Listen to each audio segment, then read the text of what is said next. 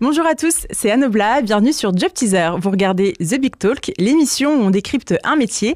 Et aujourd'hui, on va découvrir un métier des forces armées qui reste assez méconnu du grand public et qui pourtant offre de riches opportunités.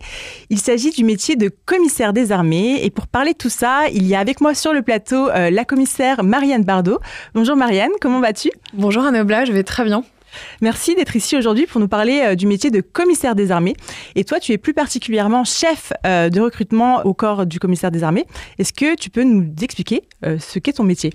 Bien sûr. Alors aujourd'hui, je travaille au sein de la DRH du corps des commissaires des armées et je suis en charge du recrutement des commissaires des armées. Et comme tu l'as dit, en fait, le corps des commissaires des armées, c'est un métier qui n'est pas forcément assez connu, alors que c'est un métier passionnant.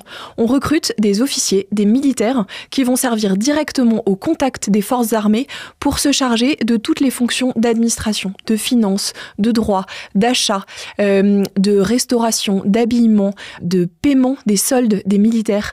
Et on est en charge de tous ces segments qui permettent le soutien des forces armées. On travaille directement avec les armées, au soutien des armées et avec eux. Est-ce qu'on peut dire que vous êtes les couteaux suisses des forces armées ? Ah, c'est une jolie expression, oui, c'est vrai. En fait, on est là pour les accompagner, pour trouver des solutions et pour s'adapter à ce dont ils ont besoin. C'est-à-dire que la mission du commissaire, elle change en fonction des missions des forces armées et on s'adapte en permanence au soutien qui est demandé des forces armées parce que, en fait, nos missions sont les mêmes. Nos missions sont au service des forces armées. Donc, couteau suisse, c'est une expression assez jolie pour donner cette multiplicité de nos missions parce qu'effectivement, on est engagé sur toutes les missions qui peuvent contribuer au soutien des forces armées. Et donc toi, tu fais partie de l'ancrage terre, mais j'imagine qu'on peut être assigné à d'autres services. En fait, les forces armées sont multiples, c'est-à-dire que on peut servir et être d'ancrage air, d'ancrage marine, d'ancrage santé, et aussi on peut être rattaché à des services du ministère des Armées, et par exemple le service de santé des armées ou la direction générale de l'armement. Ce qui fait que, en fait, il n'y a pas deux commissaires qui ont des carrières identiques. Le fait qu'on puisse appartenir aux trois armées ou aux deux services interarmées, la DGA et le service de santé des armées, font que chaque commissaire va avoir une carrière différente de l'autre, dans des environnements différents, des métiers différents, des spécialités différentes pour lesquelles on va être formé tout au long de notre carrière. Et justement, tu parles de carrière variée. Quelle est la tienne ? Quel a été ton parcours au sein du commissariat des armées ? Alors, moi, j'ai découvert le commissariat des armées dans un IPAG parce que, en fait, j'ai préparé des concours administratifs et j'ai découvert le métier de commissaire des armées qui me donnait la possibilité de m'engager au sein des forces armées, d'être véritablement utile, tout en utilisant les études que j'avais fait à l'université. Donc, j'ai passé un concours, j'ai choisi l'ancrage terre, j'ai fait 2 ans d'école qui m'ont permis d'avoir un socle qui est commun à tous les commissaires de soutien général. J'ai servi en régiment. Et ensuite, j'ai acquis une compétence particulière en restauration collective. D'accord. Parce que les soldats mangent 3 fois par jour. Et pour un soldat français, l'alimentation, c'est hyper important. Important, oui. Et j'ai été formée. C'est-à-dire que j'ai fait du soutien général quand j'étais en régiment. Et puis après, je suis devenue spécialiste en restauration collective, en restauration militaire. Et donc, j'ai été formée pour ça. J'ai fait un master de contrôle, comptabilité et audit à l'université de Rennes, parce que j'étais affectée à Rennes à l'époque, qui m'a permis de bien comprendre les mécanismes financiers des organismes d'alimentation et de loisirs qu'on peut avoir un peu partout en France.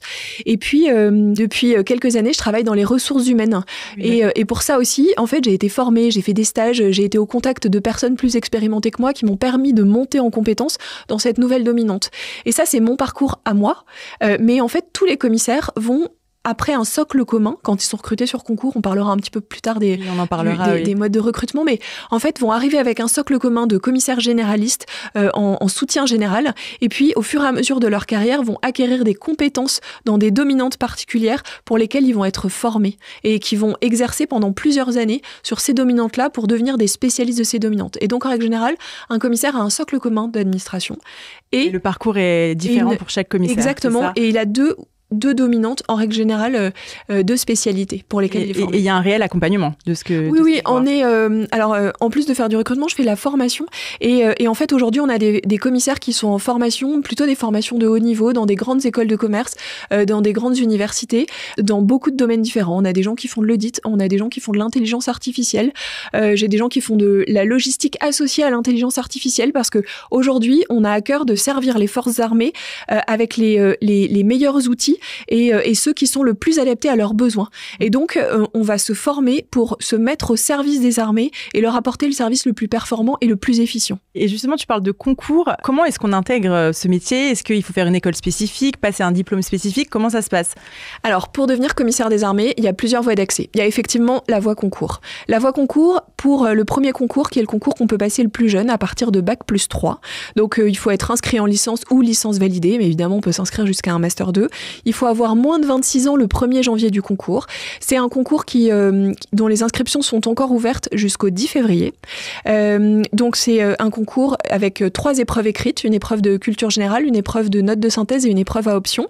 Donc, soit droit public, droit privé, sciences éco, et depuis cette année, l'épreuve histoire, le concours s'ouvre aux historiens. Et après, il y a une diversité de profils. En fait, il y a une diversité de profils parce qu'on cherche des gens qui sont curieux, qui ont envie de servir leur pays. Et puis après, quand on réussit le concours, on fait 2 ans d'école. Donc en fait, quel que soit son profil, on va être formé pour devenir un administrateur. Donc ça, c'est les épreuves écrites. Il y a des épreuves orales, un entretien de motivation et de culture générale, un entretien d'anglais parce qu'on vit pas tout seul. Et puis des épreuves de sport. Il faut savoir que quand on est commissaire, on est militaire et donc en fait, on est apte à servir en tout temps, en tout lieu. Il faut être sportif et il faut se préparer à ces épreuves sportives. Donc on a une petite trentaine de places pour ce concours-là. On a un autre concours qui s'appelle le concours externe sur titre. Pour ce concours-là, il faut avoir un Master 2, donc soit en cours de validation, soit un Master 2 déjà validé. Et donc là, on recrute plutôt des profils école de commerce, école d'ingénieur, IAE, qu'on va recruter sur dossier, c'est-à-dire qu'on va sélectionner des profils et ils vont passer des oraux avec un jury qui va d'abord les interroger pendant 1 heure sur leur motivation. Et après, ils vont avoir une épreuve de spécialité. Donc en logistique, en achat, en finance, en management de projet, par exemple, en ressources humaines. Et puis, il y aura évidemment des épreuves de sport. Et pour les gens qui réussissent ces 2 concours-là, il y a donc 2 ans d'école à Salon de Provence et en sortie d'école en fonction de l'ancrage, donc terre, air, mer, santé ou DGA choisi. La formation à l'école va vraiment être adaptée pour que un marin soit en mesure d'être directement commissaire à bord de son bateau. S'il a choisi l'ancrage marine, il aura vraiment une formation spécifique avec la Marine nationale à l'école navale à Lanvéoc. Et est-ce qu'il y a un âge limite pour ce deuxième concours ? Oui, ce deuxième concours, comme il faut avoir un Master 2, l'âge limite est un petit peu plus élevé. Il faut avoir moins de 27 ans au 1er janvier de l'année du concours. D'accord. Voilà. Et alors, l'autre voie de recrutement pour devenir commissaire des armées, c'est un recrutement sur dossier qui, pour des carrières plus courtes, c'est-à-dire un recrutement sur contrat, des officiers sous contrat. Et là, on a une banque de postes qui est disponible sur notre site internet. Les gens postulent pour un poste en particulier ou pour plusieurs postes. On peut déposer plusieurs dossiers selon ses compétences. Et là, on a une première sélection sur la base du CV.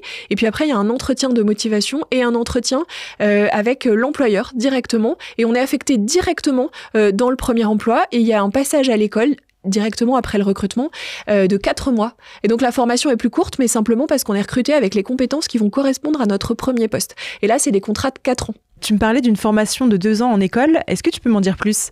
Oui, les commissaires qui réussissent les concours, donc le concours sur titre ou le concours externe sur épreuve, passent 2 ans à l'école. 2 ans à l'école, ça va être une véritable formation adaptée au futur emploi de chacun. La première partie de la formation, c'est une formation militaire dans l'ancrage qu'ils ont choisi. C'est-à-dire que ce sera dans l'armée de terre, dans l'armée de l'air ou dans la marine. Ensuite, il y a une formation d'administrateur et puis une formation adaptée au premier emploi. Pour les commissaires d'ancrage terre, c'est à Saint-Cyr. Pour les commissaires d'ancrage marine, c'est à Lanvéoc et il y a un embarquement sur un bâtiment dans le cadre de la campagne Jeanne d'Arc. Pour les commissaires d'ancrage air, c'est à Salon de Provence. Les commissaires d'ancrage santé, ça se fait en partie à l'école du Val-de-Grâce et le HESP, l'école de la haute santé publique. Et puis pour les commissaires d'ancrage GGA, il y a une polyvalence de la formation qui permet d'aborder tous les futurs postes qu'on pourrait avoir en sortie d'école.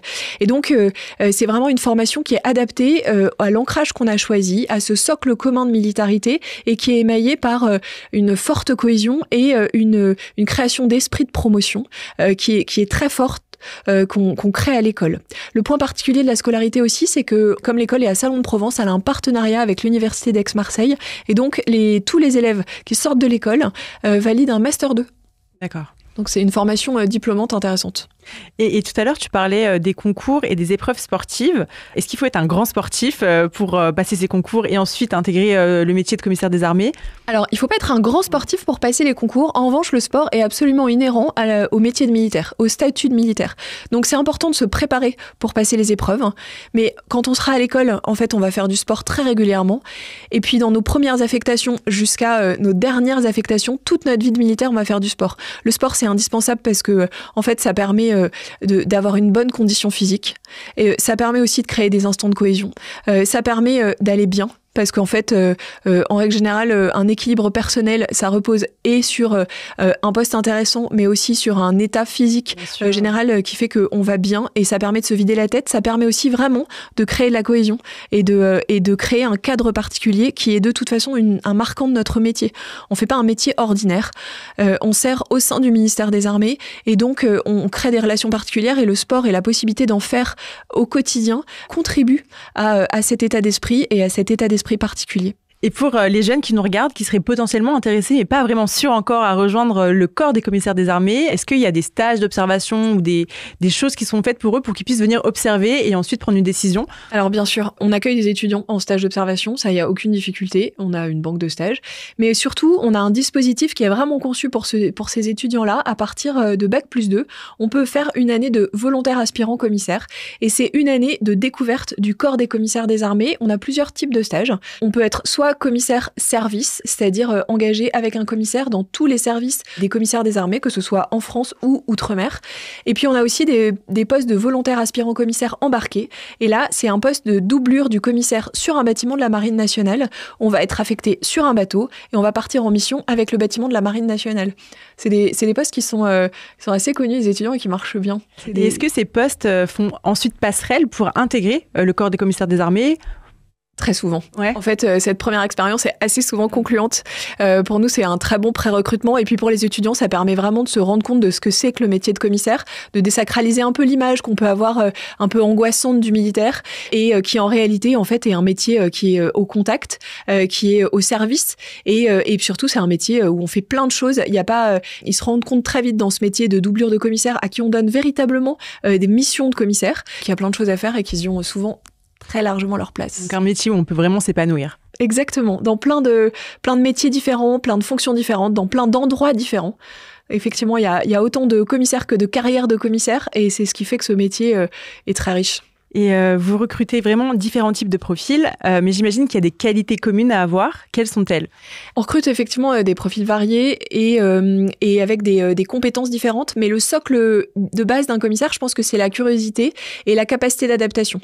Donc, on va être formé à nos différents métiers. On va parfois être employé sur les compétences qu'on a académiques, qu'on a acquises dans un premier poste à l'université. Et puis, on peut aussi être employé sur des métiers très différents, mais pour lesquels on va être formé et accompagné. Et il faut pas oublier qu'un commissaire, c'est un militaire avec une obligation de mobilité. Ça veut dire qu'on va changer de poste régulièrement. C'est pas quelque chose qui doit faire peur parce qu'effectivement, c'est pour ça qu'une des qualités, c'est l'adaptabilité. Après, la particularité du corps des commissaires des armées, c'est qu'on est un corps de 2000 personnes. Donc finalement, on n'est pas très nombreux. Et chaque ancrage a un gestionnaire. Et avant chaque mobilité, avant chaque changement de poste, on est reçu individuellement par notre gestionnaire qui fait le point avec nous sur quelles sont tes compétences, où est-ce que tu veux aller, qu'est-ce que tu veux faire, quelle est ta situation personnelle.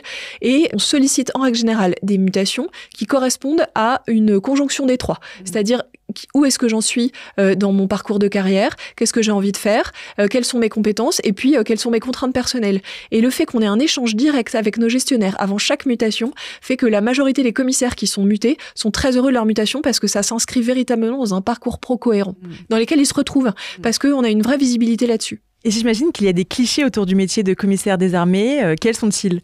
Alors, le cliché qu'on peut avoir initialement, c'est un commissaire, c'est un administrateur. Bon, est-ce que c'est vraiment un militaire ? En fait, un commissaire, c'est d'abord un militaire. C'est un militaire, c'est un officier et c'est un commissaire en charge de l'administration.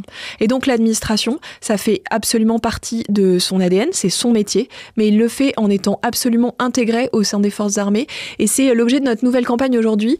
On montre cette dichotomie, on est des administrateurs, on est des spécialistes des métiers de l'administration, les finances, le droit, les achats, le contrôle de gestion, mais on est directement au soutien des forces et au plus près avec elles.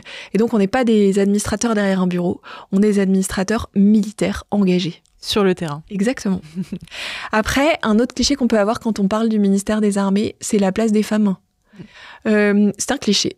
Parce que nous, dans le corps des commissaires des armées, les femmes représentent 1/3 du corps des commissaires et elles ont des postes à tout niveau, dans tout niveau de responsabilité et dans tous les métiers. Donc elles sont représentées partout. Hein. Exactement. Et par exemple, cette année, pour le concours de l'école de guerre, 50% des lauréats sont des femmes. D'accord. Donc en fait, il y a des postes très très intéressants pour les femmes dans le corps des commissaires. Il y a presque autant de femmes que d'hommes finalement. Alors sur des postes à responsabilité et au niveau de ce concours, oui, il y a beaucoup de femmes qui réussissent ce concours et qui ont parfaitement leur place. Tu parles d'adaptation. Quels sont selon toi les grands enjeux de ton métier justement ?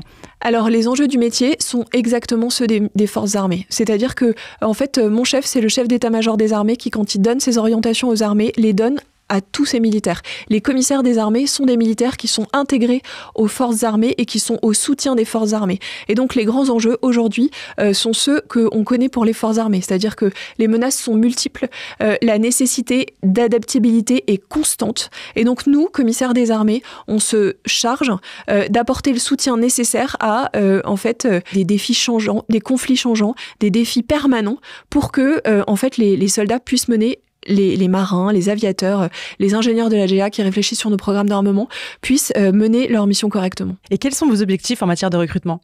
Ils sont hauts. On a des objectifs de recrutement ambitieux, tout simplement parce que les forces armées demandent des commissaires sur beaucoup de postes différents. On a vraiment des objectifs d'armement de postes qui sont élevés. Et donc moi, mes objectifs de recrutement sont importants et ils augmentent d'année en année. Et c'est important pour moi de trouver des gens volontaires et surtout qui ont envie d'avoir une expérience hors du commun. Donc, pour ceux qui nous regardent, n'hésitez pas à postuler. Hein. Il y a des postes à pourvoir. Il y a des postes exactement par les concours et par les recrutements sous contrat qui proposent des postes où on va faire un temps de formation plus court, mais qui va vraiment utiliser directement les compétences universitaires ou les premiers emplois que les gens auront pu faire avant. Et est-ce que tu aurais un dernier mot pour terminer cette émission ? Je pense qu'il ne faut pas hésiter à se renseigner sur nos métiers et à passer le pas. Parce que souvent, les gens qui viennent chez nous ont déjà eu une première expérience et cherchent du sens. Et je pense que le métier de commissaire des armées, ça a permis de mettre à la fois en pratique les compétences universitaires que les gens ont acquises.